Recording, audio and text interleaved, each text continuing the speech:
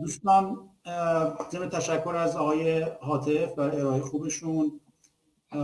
مهمان بعدی ما دکتر فیلیپ سلون، استاد بازنشسته تاریخ و فلسفه علم از دانشگاه نوتردام در امریکا. خدمتتون عرض کنم که برای حالا من جالب بود که دیشب متوجه شدم که ما 2 از مقالات اخیر ایشون رو هم ترجمه کردیم اخیراً به فارسی. یکیش رو همین دوستمون آقای آرش رئیس برنامه ترجمه کرده، دیگه‌اش هم آقای گمینی ترجمه کرده. مقالاتی دارن در دانشنامه فلسفی استنفورد و اونجا در مورد تکامل، مفهوم تکامل پیش از داروین مقاله است که آقای گمینی ترجمه کرده و در مورد مفهوم تکامل در آثار داروین بین سال 1859 تا 1872 اگه اشتباه نکنم، بین 2 کتاب مهم داروین این تحولی که مفهوم تکامل نزد خود داروین داشته رو مقاله دارن که ما این مقالات مربوط به تکامل رو بنا داریم در 3 جلد چاپ کنیم و اون مقاله های دکتر سلون هم، پروفسور سلون هم در اون مجموعه خواهد آمد. Okay, Philip, we are ready.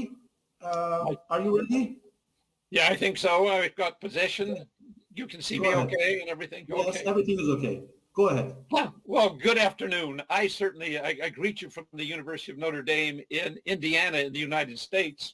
And I first want to thank Reza Mirmar Sadehi and other organizers of this conference for the invitation to speak at this important symposium centered around the commemoration of Darwin's 212th birth date and a celebration of the forthcoming new translation into Persian of the first edition of The Origin of Species and also that of the Cambridge Companion to the Origin volume.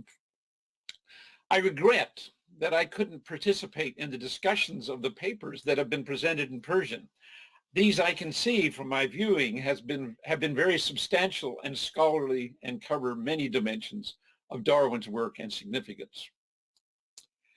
As scholars gain a deeper appreciation of how Darwin's work entered the discussions of non-Western as well as Western cultures, we understand more deeply how the reception has been shaped by pre-existent religious traditions, philosophical systems, social conditions, and colonial histories. These have formed a lens through which Darwin's work has been read and analyzed in complex ways. The full title of Darwin's book, On the Origin of Species by Means of Natural Selection, contains what may seem to be a straightforward claim. Those natural entities of birds, fish, mammals, plants we designate and classify with proper names have arisen by the causation of something called natural selection as a historically acting cause.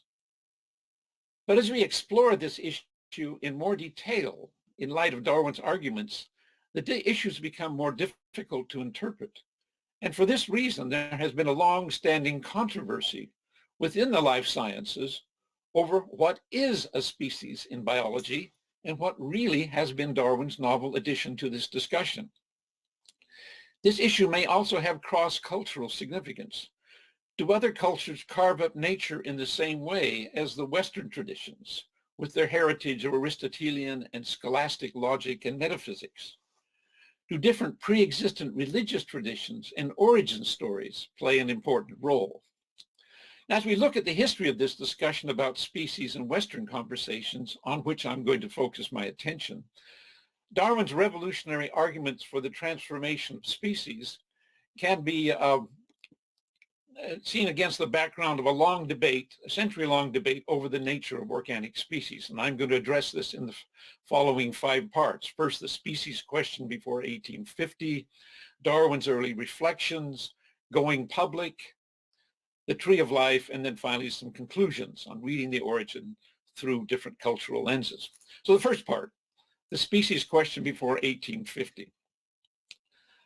I begin this reaching back into the middle of the 18th century that pitted against the 2 giants of this science against one another, the Swedish naturalist Carolus Linnaeus and the French natural philosopher Buffon.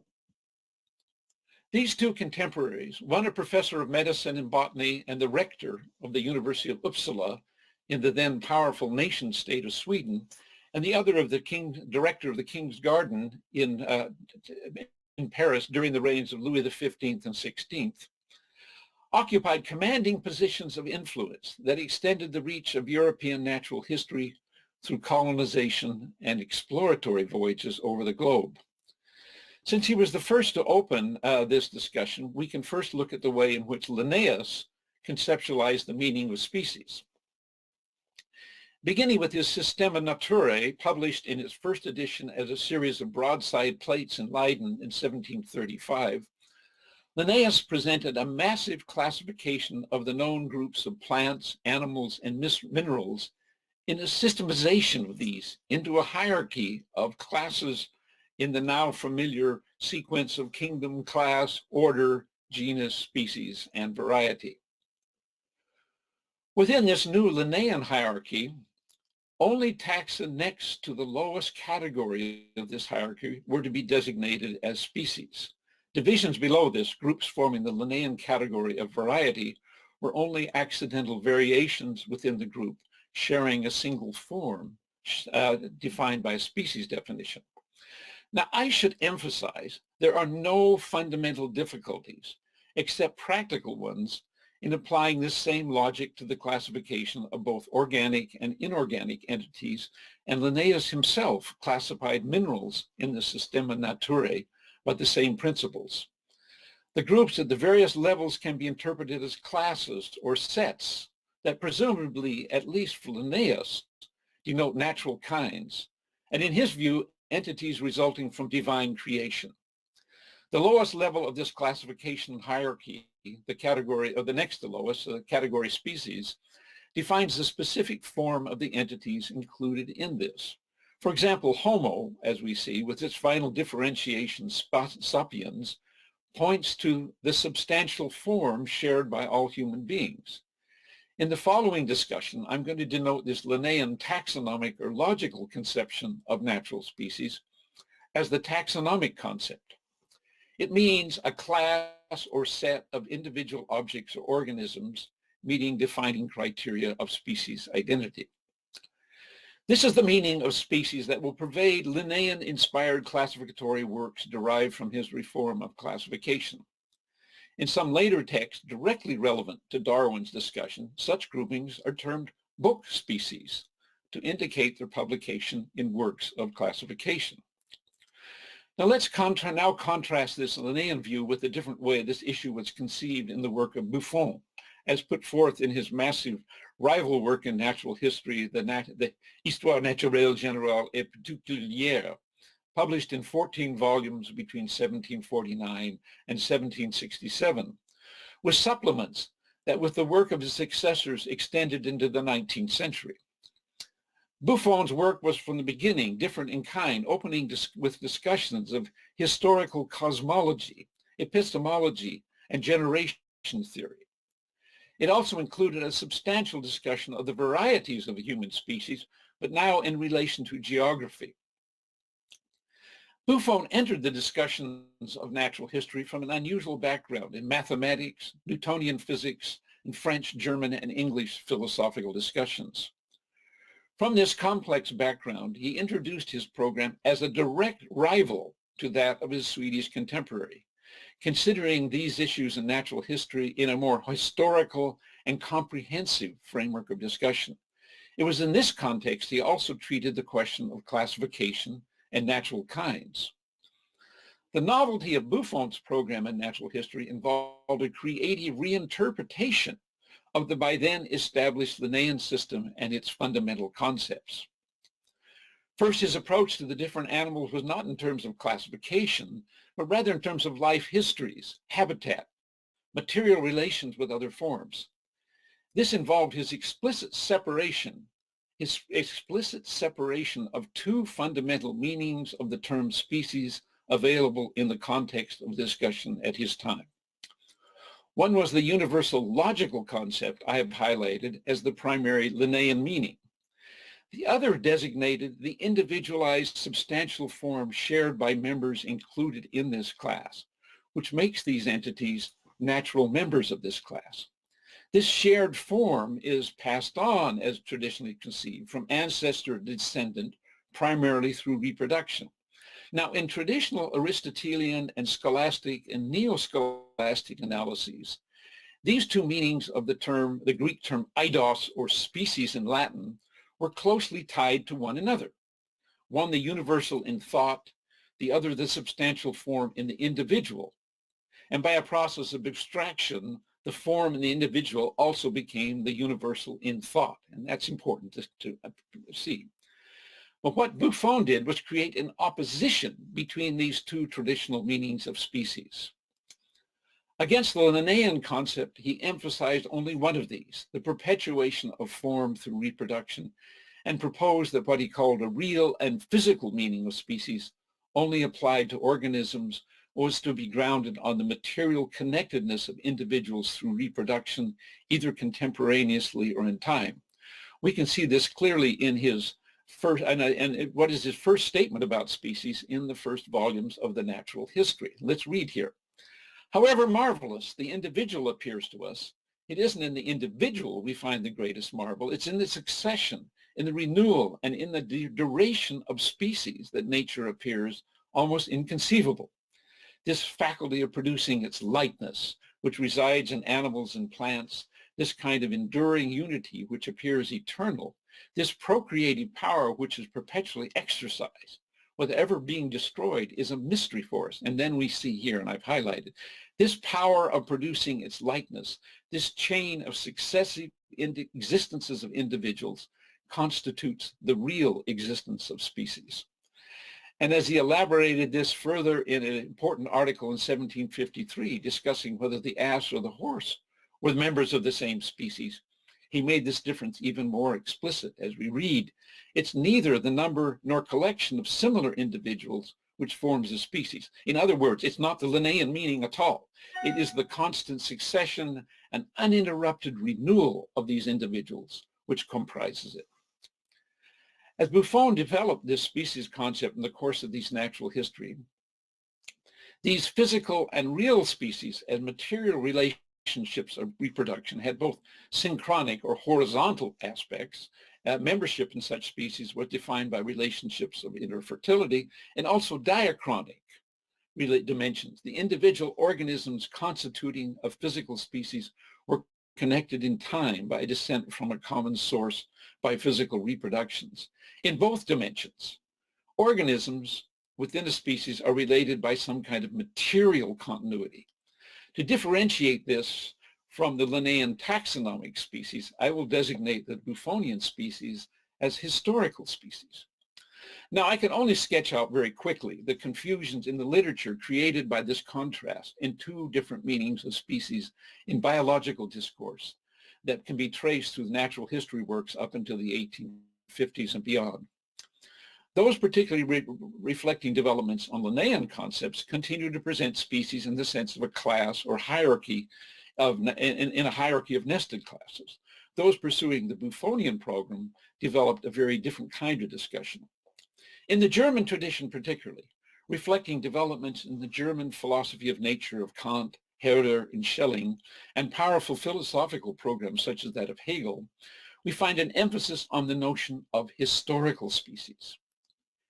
In this reading, species were conceived as holistic and historical lineages constituted by reproductive relationships descending from a common ancestral source and extended in time and space. These species could also be subdivided by degrees of historical relationship, designated by such terms in German as Arten, Abarten, Unterarten, Rassen, and Gattungen.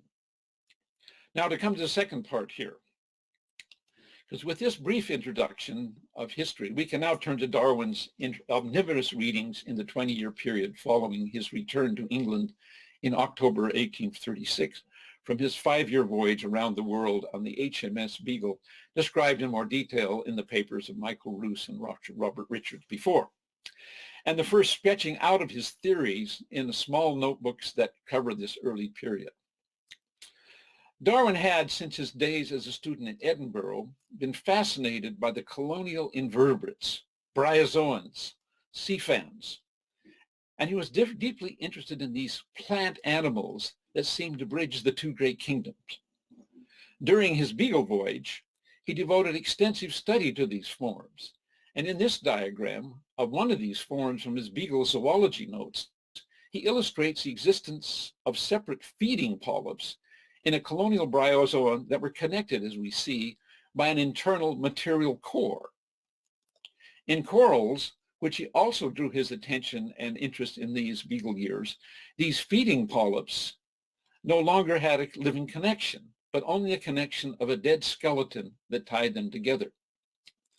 Now, it's clear that metaphors drawn from his work on colonial invertebrates were before his mind when he first reflected on the species question in the Bee Notebook, opened in July of 1837.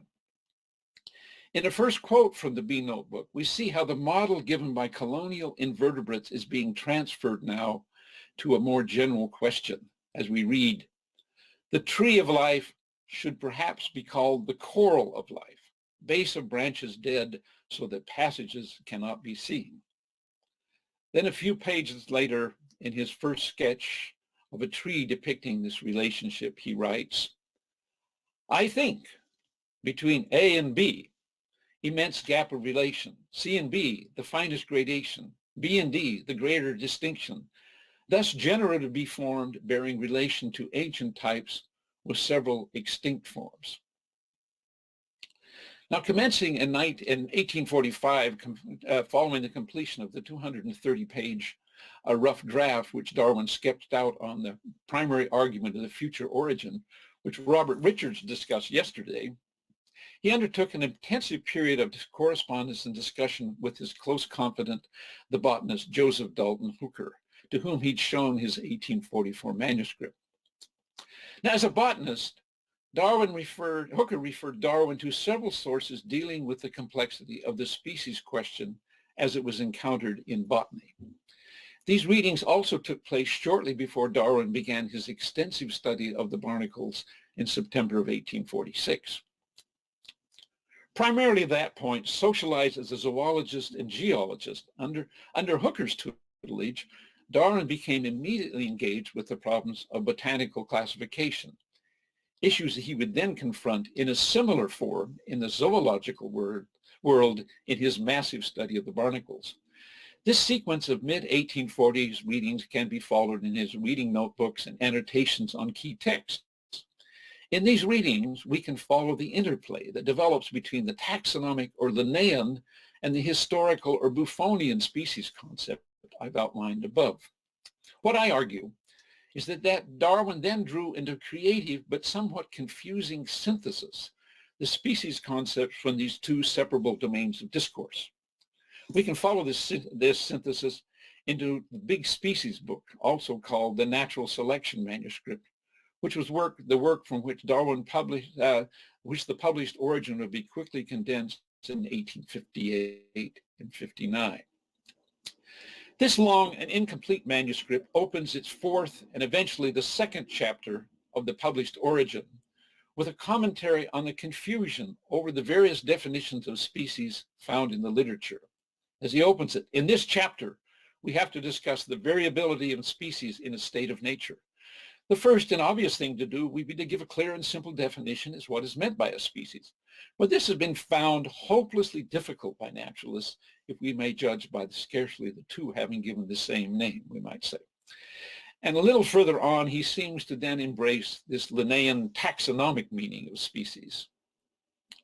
In the following pages, I mean by species those collections of individuals which have commonly been so designated by naturalists. There's often a wide neutral territory in which the terms species and varieties are bandied about according to the state of our knowledge and ideas of the term species.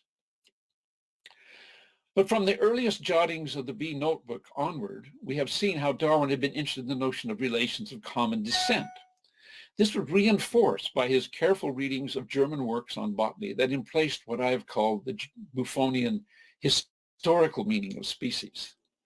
This is the concept that becomes the basis of his own species definition, then offered in the long manuscript, as we read here. Hence, I conclude that descent is a prominent idea under the word species as commonly accepted. The idea of descent inevitably leads the mind to the first parent and consequently to its first appearance or creation.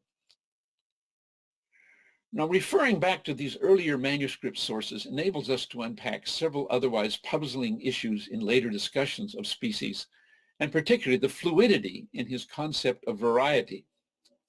Variation blurs the boundaries of species and varieties, or species and genera in practical taxonomy, and introduces the need for expert skill and consensus among competent authorities as the only means of deciding these limits. But now Darwin reinterprets these difficulties by appealing to what we have called the Buffonian historical species concept. This underlies the conceptual fluidity of Darwin's discussions that we can follow directly into the published Origin. So to the third part, we can turn to the Origin itself.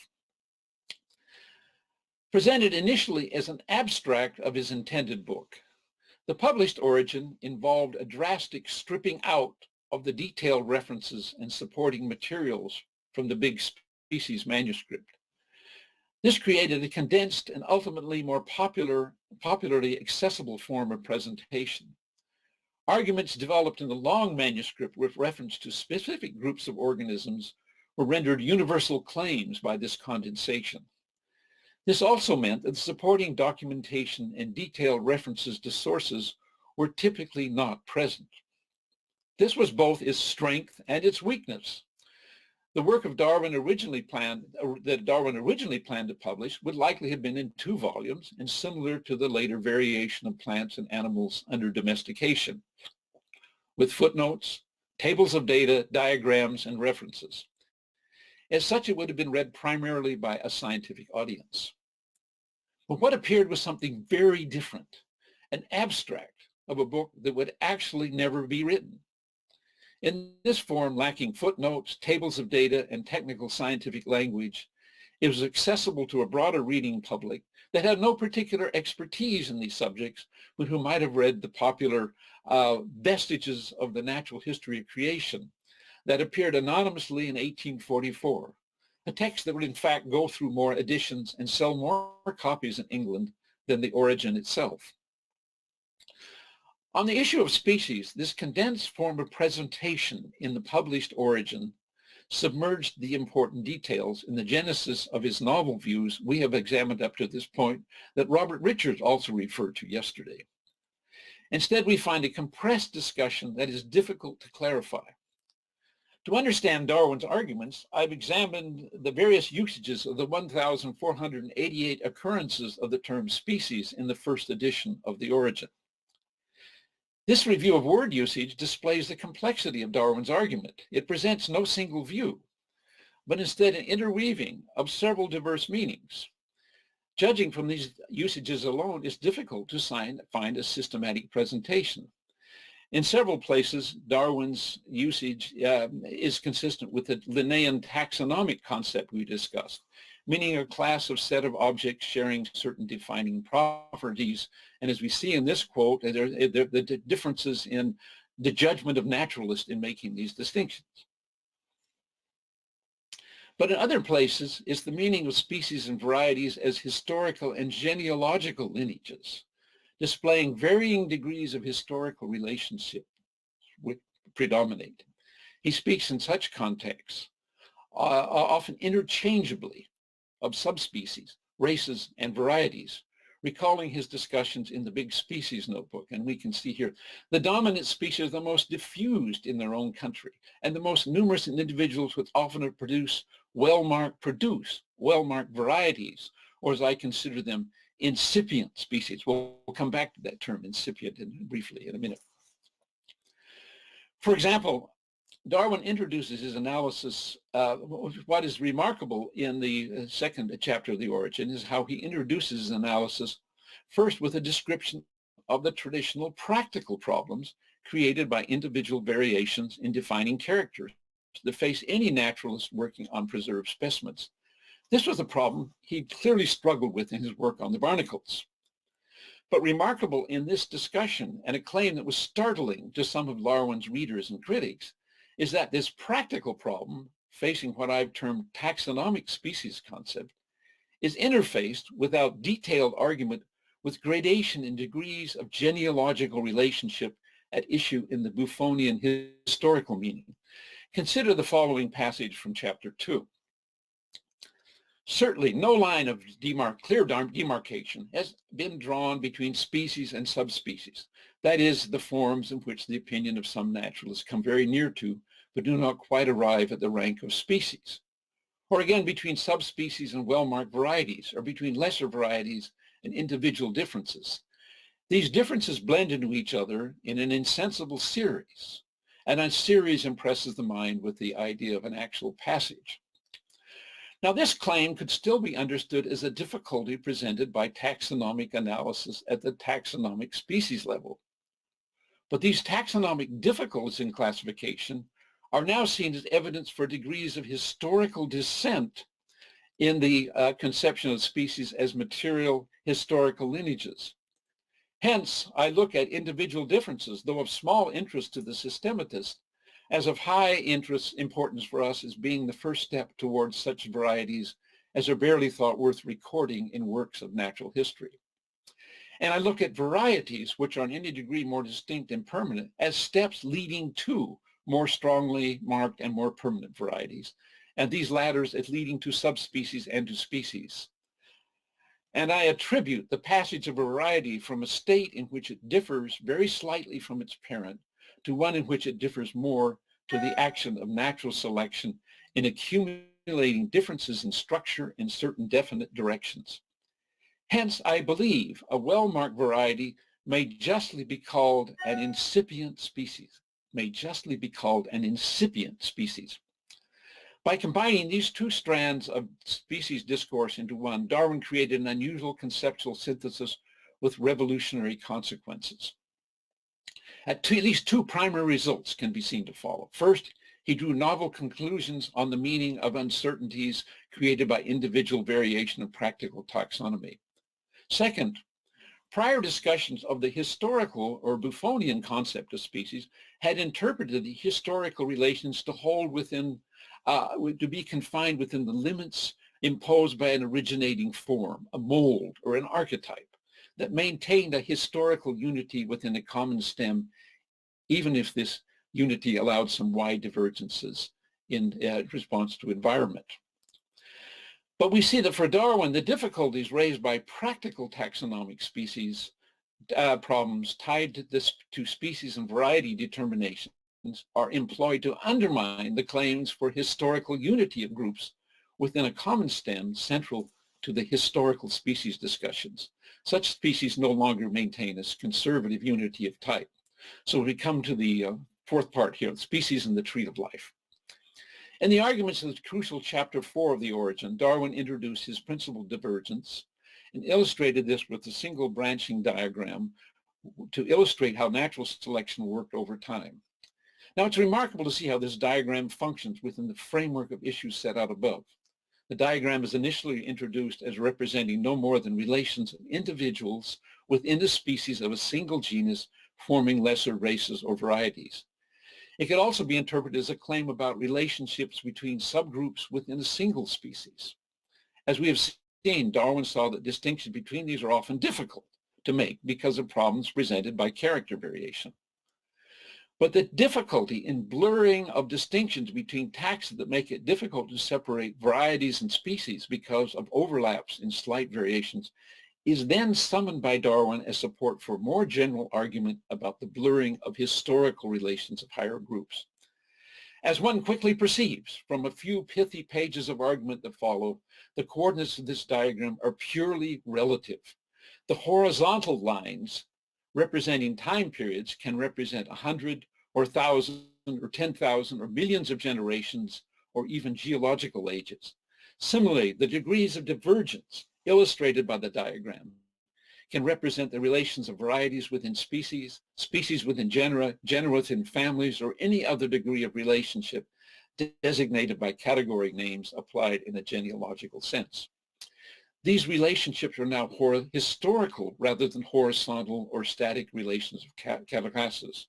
And as Darwin summarizes his point, as buds give rise by growth through fresh buds, and these, if vigorous, branch out and overtop on all sides many a feebler branch. So by generation, I believe it has been with the great tree of life, which fills with its dead and broken branches the crust of the earth and covers its surface with its ever-branching and beautiful ramifications. Now to my conclusion. In this talk, it's been my intent to highlight some complex background between the title of Darwin's book and indicate where I see creative dimensions in his discussion. I want to highlight these following. First of all, we see the ambiguities presented by natural forms in distinguishing varieties, races, and subspecies create difficulties in practical taxonomic work that make these distinctions somewhat arbitrary. Second, this ambiguity is now interpreted as evidence for historical and genealogical relations. Varieties are incipient species. This combines Linnaean and Buffonian discourses. This difficulty at the variety-species boundary can then be generalized by the relativizing of historical time relations and degree of taxonomic divergence. And finally, the micro-tree of historical divergence of varieties can be generalized as a macro-tree relating all life in geological time. The underlying complexities in these arguments I've developed in this lecture were in many ways lost in the condensed presentation of these arguments in the published Origin. Some readers, such as Louis Agassiz, could only see Darwin as denying the existence of species. Others, such as Richard Owen, saw him making an illegitimate leap from taxonomic distinction to historical relations.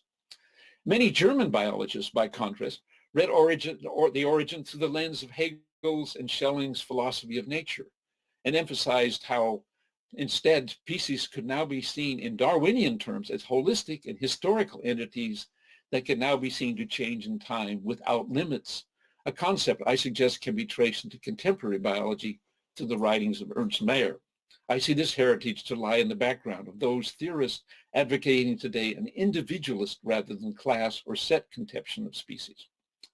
But how these discussions were read outside of European Anglophone cultures illustrates the flexibility of Darwin's argument and the different background conditions into which the text was introduced.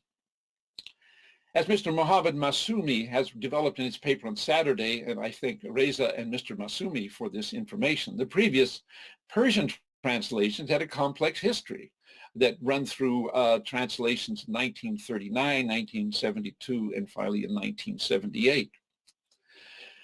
How these translations interpreted these texts, I have emphasized, I don't know. But as shown in the important research of my doctoral student, Dr. Xiaoxing Jin, represented by his recent ISIS article, as Darwin's ideas moved further east into China, it went through complex stages. Darwinism first entered Chinese discussions through discussions not of Darwin's works, but of the evolution and ethics essay of Thomas Henry Huxley of 1893. This appeared in translation with commentary in 1898 as the popular Tianyan Lun, or Natural Evolution, by the British-trained naval engineer Yan Fu. This shaped the popular understanding of evolutionary theory in China in profound ways for much of the 20th century. The Chinese translation of the Origin itself, however, only began in 1902 with the work of the chemist and poet Ma Jianwu, leading to the publication installments of the first 5 chapters in the historical sketch between 1902 and 1906. The first full translation of the 6th edition into Chinese by Ma Jianwu was only made in 1920. But as Jin's work has shown, the way in which these texts were rendered in translation blurred many of the distinctions made in Western readings of Darwin. First, it was fit into a strongly Lamarckian progressive evolutionary framework. Second, Ma Jianwu conflated many important concepts. The taxonomic category of variety, for example, was confused with the concept of individual variation. His language of perfect adaptation, strongly present in the first edition of the Origin and highlighted yesterday in Robert Richards' paper, was interpreted in relation to the Taoist concept of the yin and yang.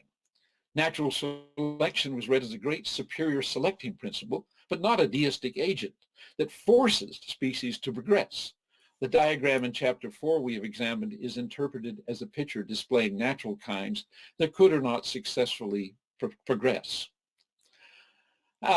So some of these issues were rendered differently and more faithfully in the translation that Ma Jianmu made of the full origin of the 6th edition in 1919. But these examples show us how complex has been the history of Darwin's text and highlight the different ways in which the origin of species can and has been read through many different kinds of spectacles. How the cross-cultural translations into Persian have rendered and interpreted Darwin's concept specifically on the meaning of species and the issues I've outlined in this talk, I must leave to your further research. And I thank you for this opportunity to speak to you today. Thank you.